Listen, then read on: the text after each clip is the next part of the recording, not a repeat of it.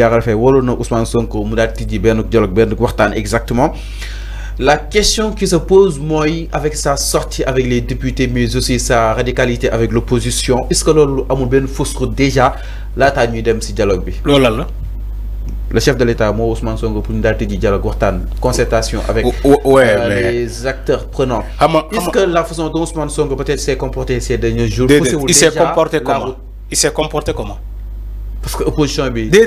Parce que xam nga Fallou Fallou mais il faut nga xam ni il a non Fallou on se doit de se respecter quand même. Quand il dit la façon dont Ousmane Sonko s'est comporté ces derniers moments. Il s'est comporté comment? Il faut le dire au Sénégal. Comment il s'est comporté? Mais il a été dur en fait. Fallou. Le dialogue social, le dialogue, c'est pas les acteurs politiques seulement.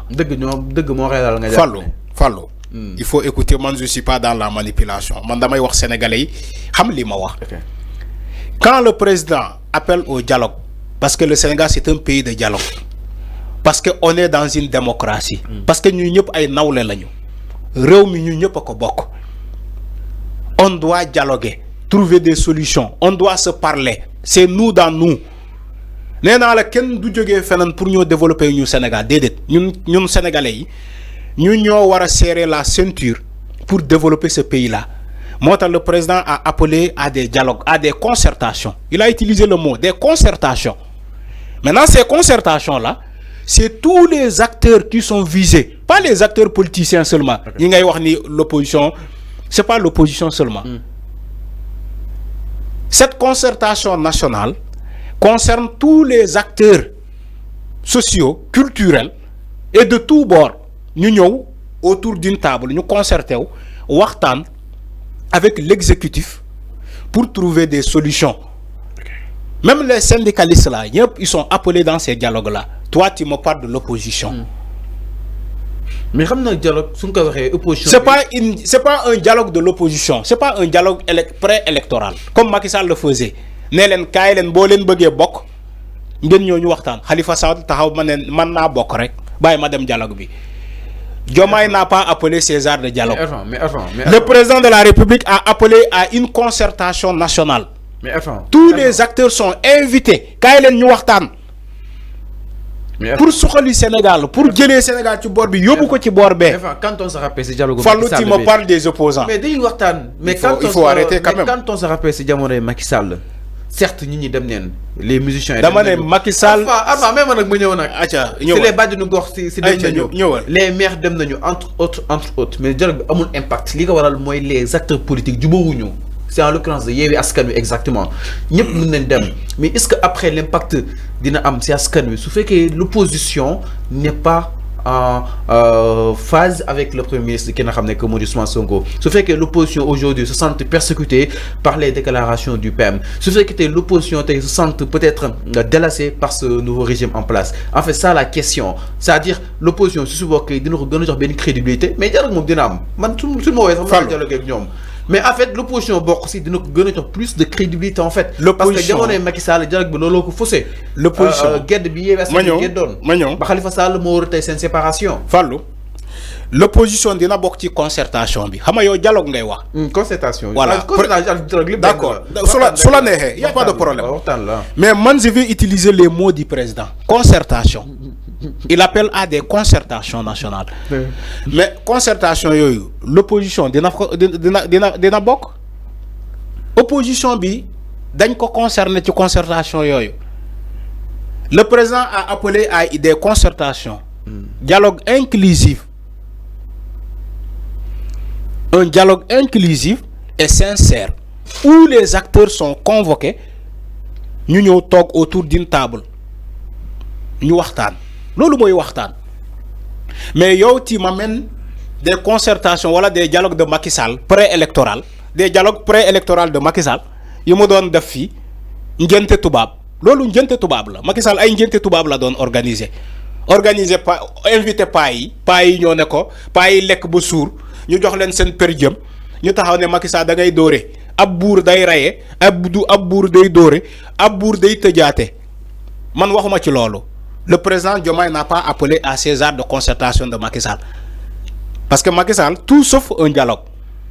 Ay ngénte tubaab la doon woote fii paa yi ñëw ne leen dóoral tëjal ku la tooñ nga duma ko mais Diomaye wootewul loolu parce que on n'est pas dans une période préélectorale dafa woote des concertations nationales tous les acteurs sont invités ñu ñëw ñu toog waxtaan dialoguer ku am idée mu soumettre idée am ku am aussi comment dirais-je la mise contradictoire mu andi aussi sa contribution des subjections des objections nga andi soumettre aussi gars yi waxtaan autour d'une table comme nous ko defee woon ci la réforme de la justice ba trouver des solutions ils vont appeler ces heures de concertation. mais wax bi métti yomb na mais est-ce que ñi dinañ ñëw. mais dinañu ñëw Fallou dinañu ñëw ne t'en fais même pas. parce que dialogue bu sincère la dinañu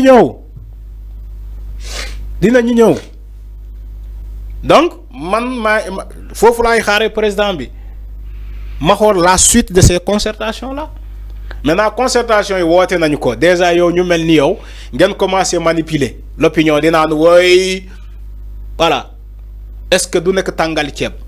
comme Macky Sall ni mu ko defee c'est de la manipulation. Macky Sall n'est pas Diomaye n'est pas Macky Sall.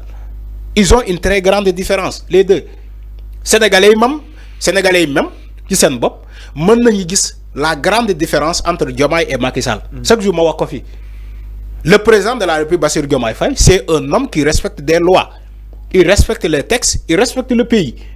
Macky Sall c'est un président boo xamante ne il se voit comme un roi il respecte pas les textes il respecte pas les conventions il respecte pas même la loi des finances Macky ne respectait rien buur la jàppee boppam. Donc il y a une très grande différence entre les deux moo tax man président bu wootee concertation dama koy gëm parce que j'ai vu le fruit de Diamniadio qu'ils ont appelé pour la concertation pour réformer la justice j'ai vu ces fruits moo tax ngeen gis justice boo xamante ne jamono bii ni dañ lay garde à vue tey ñu libérer la suba wala ñu tëj la tey ñu sceller ton procès pour la semaine prochaine mooy ay anam yu gaaw ñu juger la ñu sceller ton sort tout ça ay waxtaan moo ko waral te fruits yaa ngi ni ñu ngi koy gis tu vois un dossier de Farba qui te fait 1 mois daanu ñoon gis loolu Farba qui est cité dans un scandale de deniers publics de deniers publics d'escroquerie de blanchiment d'argent mais ba léegi ce dossier la traîne ça va faire bientôt 2 mois avec Farba Ngom loolu lan moo ko waral à ton avis parce que justice bu ñu waxtaanee la ba trouver solution moo ko waral on voit des jeunes qui ont été arrêtés dans des manifestations ñu libérer leen loolu yëpp waxtaan ci justice bi moo ko waral on voit même des gens qui ont fait offense au chef d'État offense au premier ministre parce que il incarne certaines prérogatives du président de la République le premier ministre ay nit yu ko offensé ñu tëj leen ñoom comment dirais-je mooy ñooñu saagakat boobu mooy beneen Jaxate bi. Moustapha Diakhaté déedéet du Moustapha Diakhaté tout récemment.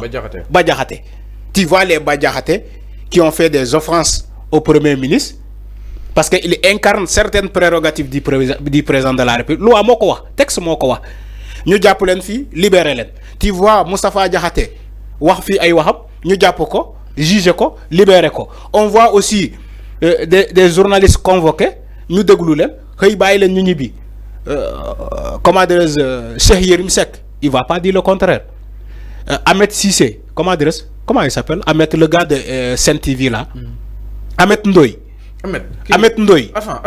ñu bàyyi ko ñu jàpp ko libéré ko tu vois l'autre là comment il s'appelle de Sen TV toujours mooy suñu xarit boobu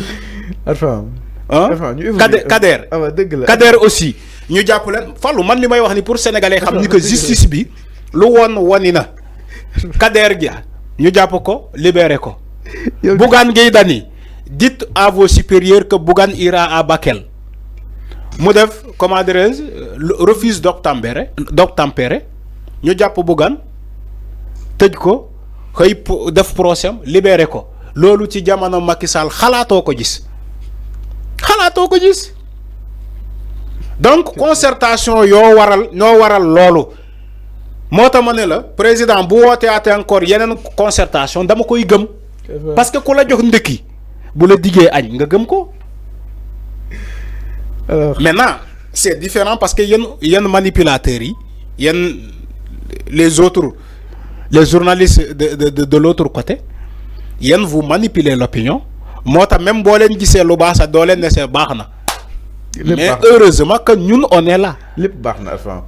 lu waay teg ñu tegi ko. Diomaye Sonko lu mu def lépp baax na avant bilaay ñu ngi si yoon wi Diomaye Sonko ñu ngi si yoon bi de lépp baax na lépp baax na alors mi ngi noonu par rapport ak li nga xam ne que moo di les concertations allant dans ce sens exactement léegi nag suñu mënul jot ñi si Moustapha Ndiack Sexe si plateau yi mën nañu am rek si Alpha ndax moom su ñëwee dina défendre bilan bi nee na léegi lu ñu teg dina ko teggi alors.